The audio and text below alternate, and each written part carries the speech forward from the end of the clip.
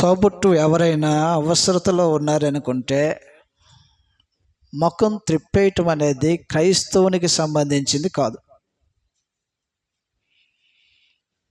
ఊరికనే ముఖం తిప్పేస్తాం. ఎందుకంటే అన్న కాబట్టి లేదా తమ్ముడు కాబట్టి ఇస్తే మళ్ళీ ఇస్తారో లేదో కదండి. బయట వాళ్ళకైతే గట్టిగా అడిగి దబాయించి ఏదో రకంగా వసూలు చేసుకుంటాం. కానీ ఏదన్నా ఇస్తే, మరి తోబుట్టుకి ఏదన్నా ఇస్తే అడగాలంటే మొహమాటం.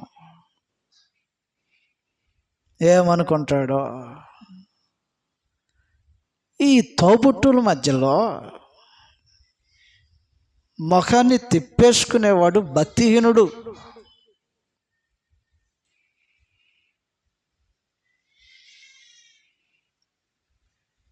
ఇశ్రాయేలు జనాంగం ఏం చేసేవారంటే తమ తోబుట్టు విషయంలో, రక్త సంబంధి విషయంలో ముఖాన్ని తిప్పేసుకొని దేవుని దగ్గరకు వచ్చి గోజాడుకుంటూ ఉంటుంటారంట. చేయవలసినటువంటి నియమాన్ని అనుసరించకుండా. ఇది జీవితపు సూత్రం ఏంటంటే, నీ తోబుట్టును వదిలేసి దేవుని సమీపిస్తే దేవుడు ఎందుకు నిన్ను పట్టుకుంటాడు? దేవుడు ఎందుకు నిన్ను దృష్టిస్తాడు? యెషయా గ్రంథం 58వ అధ్యాయంలో 3వ వచనం నుంచి రాయబడినటువంటి సంగతులు ఈ విధంగా ఉంటాయి. మేము ఉపవాసం ఉండగా నువ్వెందుకు చూడు? అందువల్ల ఉపవాసం ఉంటున్నాడంటే మనుషుడు ఎంత దేవుని మీద ఆధారపడటానికి సిద్ధపరచుకున్నాడు హృదయాన్ని. దేవుని సమీపించినటువంటి ఒక భావన, దేవుని చేత మేలు పొందాలనేటువంటి భావన. ఉపవాసం అంటే దేవుడు మమ్మల్ని దృష్టిస్తాడనేటువంటి ఆలోచనతో ఉపవాసం చేస్తున్నటువంటి ఇశ్రాయేలు యొక్క జనాంగానికి దేవుడు చూడట్లేదంట. వాళ్ళు ఉపవాసం అని, కన్నీరని, గోజాడుకోవటం అని వీటన్నిటినీ చేస్తుంటే మహోన్నతమైన దేవుడేమో ఇటు తిరుగుతున్నాడు. వాళ్ళ వైపు తిరగాలని దేవుడు వారు కోరుకుంటుంటే దేవుడు వారికి వేరుగా తిరుగుతున్నాడంట. కారణం ఏమిటి? నీ తోబుట్టును పట్టించుకో, నువ్వు నా దగ్గరకు వచ్చి ఉపవాసం.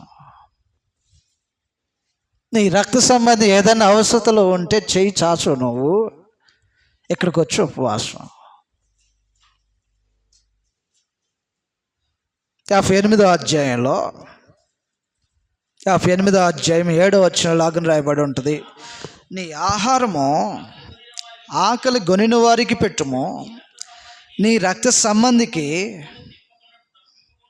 ముఖము తప్పింపకుండుటయు, దిక్కుమాలిన బేదలను నీ ఇంట చేర్చుకొనుటయు, వస్త్రహీనుడు నీకు కనపడినప్పుడు వానికి వస్త్రములు ఇచ్చుటయు ఇదే కదా. ఇది చెయ్యాల్సింది ఇదే ఉంటే చెయ్యాల్సింది చేయకోకుండా ఆయన వైపు తిరిగి మేము దుఃఖం పడ్డాం, నువ్వు చూడట్లా, ఉపవాసం చేస్తున్నావు చూడట్లా, మీకోసం కనిపెట్టుకుంటున్నావు, నువ్వు మా మధ్యకి రావట్లా అని మాట్లాడుతుంటే నీ తోబుట్టుకి అనగా నీ రక్త సంబంధికి నీ ముఖం తిప్పుకొని నా ముఖం నీకెలా తిరిగిద్ది అని అన్నాడు. తిరుగుతుందా? ఎవరైనా సహోదరుడు అడగనండి, ఒక 20,000 రూపాయలు కావాలని, నేను లేమ్లో చూసి అడగడగా. సహోదరుడు ఎవరు అడిగినా, సహోదరి ఎవరు అడిగినా ఏమని ఆలోచన చేసుకుని అడిగితే ఏమని ఆలోచన చేసుకుని అడుగుతాడు సహోదరుడు. అడిగితే ఆ సహోదరుడి దగ్గర దొరుకుతాయి, ఆ సహోదరి దగ్గర దొరుకుతాయి. లేదంటే పలానా ఇంకేదైనా విషయం నువ్వు కలిగి ఉండి నీ సహోదరుడు వచ్చి నిన్ను అడిగినప్పుడు నువ్వు ముఖం త్రిప్పేసుకుంటే నువ్వు పోగొట్టుకునేది ఏంటంటే దేవుని ప్రేమ నీ మీద లేకోకుండా పోగొట్టుకుంటున్నావు. సహోదరునికి ముఖం త్రిప్పేసి దేవుని వైపు నీ ముఖం త్రిప్పితే దేవుడు నీ వైపు నుంచి తన ముఖాన్ని తిప్పేసుకుంటాడు. పోగొట్టుకుంటావు, దేవుని ప్రేమను పోగొట్టుకుంటావు. యోహాను రాసిన మొదటి పత్రిక 3వ అధ్యాయంలో నీ సహోదరుడు అక్కరలో ఉంటే, అవసరతలో ఉంటే,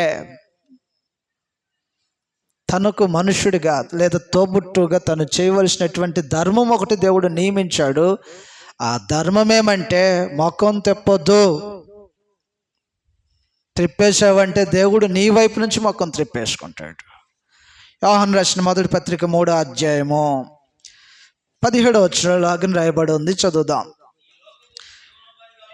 ఈ లోకపు జీవనోపాధి గలవాడై ఉండి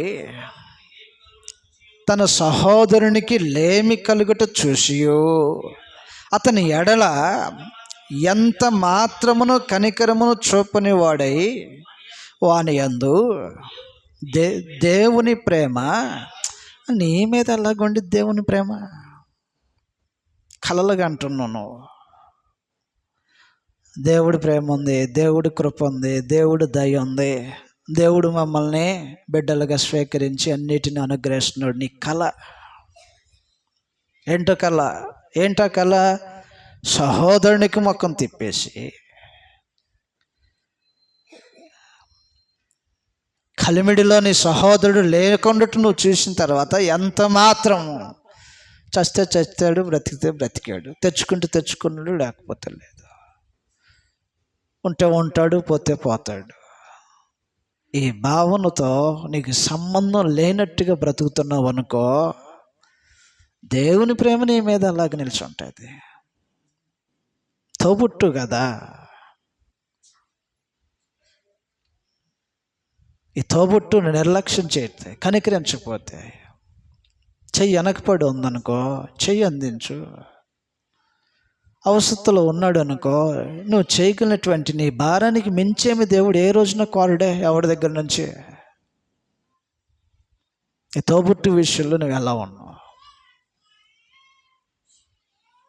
అందువలన తోబుట్టుకు ముఖం తిప్పేసుకొని ఉపవాసం ఉండి కన్నీళ్లు కారుస్తున్నటువంటి ఇశ్రాయేలు ప్రజలతో మాట్లాడాడు. నీ రక్త సంబంధిని పట్టించుకోవు, ఉపవాసం ఉపవాసం అని చేస్తావు, తోబుట్టు తోబుట్టు అని అంటావు. చల్లదు అది. ఎన్నిసార్లు ముఖం త్రిప్పేసి ఉంటాం మనం, ఎన్నిసార్లు కాదని ఉంటాం సహోదరుడికి, లేదా తమ్ముడికో, అన్నకో, అక్కకో, చెల్లికో. ఏదన్నా అవసరము అనగానే గుర్తొచ్చే మొట్టమొదటి ఎవరు ఉంటారు? నీతో రక్తం పంచుకున్నటువంటి వారు కదా మొదటి గుర్తొచ్చేది. వారికే నువ్వు చేయి చాపకపోతే, వారిని చూసే నీకు కనికరం లేకపోతే, ఎంత మాత్రమును కనికరం చూపకపోతే, కనీసం జాలి ఏమాత్రం పడుకోకుండా ఉన్నటువంటి మనుషుడి మీద అసలు దేవుని ప్రేమ ఎలాగ నిలిచి ఉంటుంది? కాబట్టి తోబుట్టుకు ముఖం తిప్పేసేవాడు దేవుని ప్రేమ లేకోకుండా చేసుకుంటున్నాడు.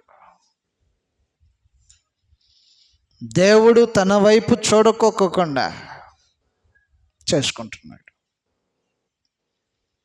ఇది మంచిది కాదు అనమాట. నెంబర్ 3, తోబుట్టువులతో మనుషుడు ఎలాగ ఉండాలంటే, తోబుట్టు అయినటువంటి వారి మీద నీ బాధ్యత ఉంటుంది.